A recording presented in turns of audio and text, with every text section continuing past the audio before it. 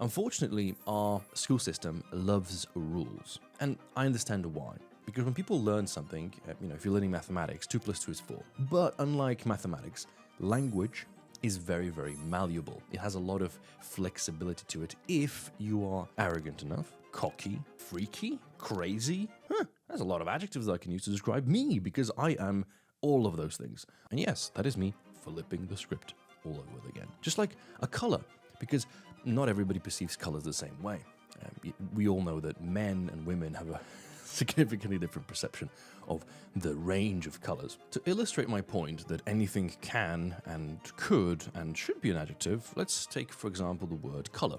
I have a couple of colorful pens here with me. What happens if I call a person colorful? Because I could say that these are colorful pens, and that makes sense. But if I call a person colorful, what does that mean? Does it mean that he's black and white and yellow? Does that mean that he's a mixture of different races? Does it mean that he has different types of hair color? What am I implying by that? He's a colorful person. Well, that's the beauty of creating adjectives, is that anything and everything can be an adjective, and then the definition of what that means is completely left down to what? On one hand is a definition that we will find in a dictionary, but isn't it down to context? Isn't it down to the emotional value that we're able to convey?